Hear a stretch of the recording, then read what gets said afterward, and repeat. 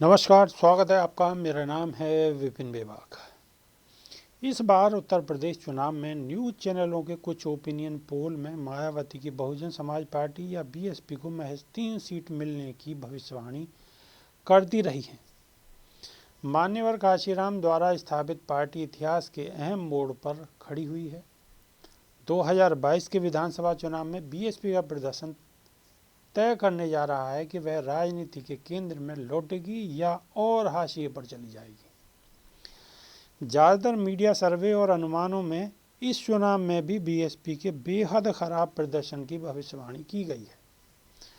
कुछ ने उसे 13% वोट मिलने की बात की है, तो ज़्यादातर उसे तकरीबन 7 से 15 सीटें दे रहे हैं।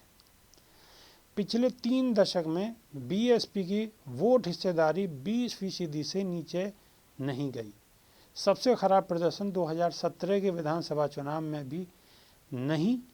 क्या दलित वोटों पर दावा ठोकने वाली पार्टी इस कदर सिकुड़ जाएंगी, जबकि यूपी की आबादी 21% दलित है। बीएसपी 4 बार राज्य की सत्ता में रही है और 2007 में पूर्ण बहुमत की सरकार बना चुकी है।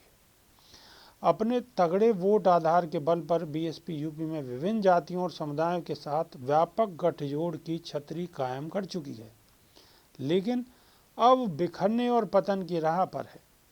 उसकी यह कमजोरी पिछले कुछ विधानसभा और लोकसभा चुनावों के नतीजों में दिखी है।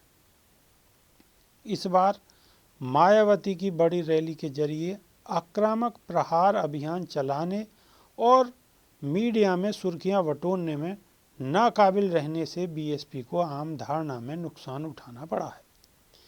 इस मामले में उसकी गैर मौजूदगी से मीडिया और राजनीतिक पंडितों ने यह कहना शुरू कर दिया है कि 2022 का चुनाव भारतीय जनता पार्टी और समाजवादी पार्टी के बीच दो तरफा हो जा रहा है। मैं यह नहीं कहता कि मायावती की अगुवाई में बीएसपी सत्तारूढ़ बीजेपी के खिलाफ सत्ता की मुख्य दावेदार होने जा रही है, लेकिन पार्टी के हाशिए पर जाने की जो छवि बनाई गई है उसका ज़मीनी हकीकत से तालमेल बैठाना मुश्किल है। हमने कई महीनों से बीएसपी के कार्यकर्ताओं को चुपचाप ज़मीनी स्तर पर काम करते देखा है। बीएसपी की राजनीतिक संस्कृति कभी भी बड़ी रैलियों पर केंद्रित नहीं रही है। शुरुआत से ही उसके कार्यकर्ता और नेता घर घर प्रचार करते रहे हैं और दलितों तथा बहुजनों की बस्तियों में छोटी सभाएं करते रहे हैं। इसलिए मायावती की बड़ी रैलियों के अभाव में बीएसपी के निष्क्रिय होने की मौजूदा धारणा सही नहीं हो सकती है। हालांकि चुनाव में रैलियों की अहमियत से इनकार नहीं किया जा सकता।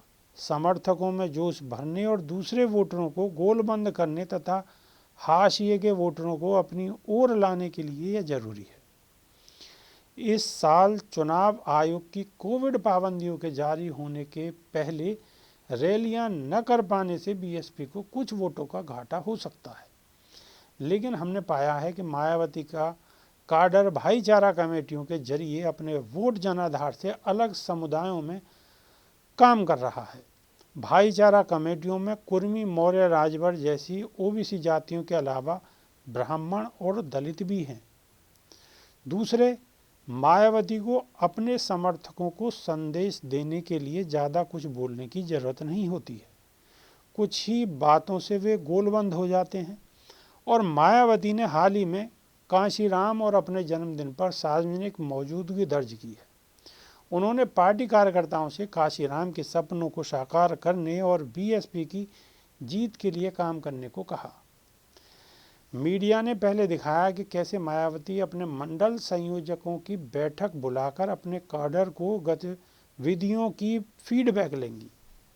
यह जरूरी है कि बीएसपी राजनीतिक धारणा बनाने के मामले में ज़्यादा कुछ नहीं कर रही और अभी भी ज़मीनी स्तर पर ही चुनाव लड़ रही है, लेकिन उसका घर घर प्रचार और छोटी बैठकों की संस्कृति कोविड के दौर में मददगार हो सकती है और यूपी के चुनाव को कई विधानसभा क्षेत्रों में तिकोना बना सकती है। दरअसल घर घर प्रचार के मामले में बीएसपी शायद बीजेपी के बाद दूसरे नंबर पर है। बीएसपी की सबसे ज़्यादा गैर मौजूदगी डिजिटल मामले में है, लेकिन पिछले 5 सालों में पार्टी ने अपनी डिजिटल ताकत बढ़ाने की कोशिश की है। इस चुनाव में बीएसपी ने जिला स्तर पर अच्छा डिजिटल वॉर रूम स्थापित किया है और उसे लखनऊ में राज्य डिजिटल वॉर रूम से जोड़ा है। बीएसपी की राजनीति की कामयाबी हमेशा अपने मूल आधार के वोट से दूसरे वोटों को जोड़ने से होती रही है। इसीलिए उम्मीदवार का सामाजिक आधार और जीत की काबिलियत काफ़ी मायने रखती है। पार्टी ऐसे उम्मीदवार उतारने की कोशिश करती है जो उसके सामाजिक गठजोड़ को बढ़ाए। मैं यह नहीं कह रहा हूं कि बीएसपी समाजवादी पार्टी की जगह लेगी और बीजेपी से सीधी टक्कर में आ जाएगी, लेकिन वह यूपी में कई सीटों पर मुकाबला तिकोना कर सकती है। अभी तो मायावती को खारिज मत करिए और आने वाले वक्त में सिर्फ वक्त ही तय करेगा कि पार्टियों की स्थिति क्या होगी और सरकार किसकी बनेगी। अभी के लिए सिर्फ इतना ही। बने रहिए हमारे साथ। नमस्कार।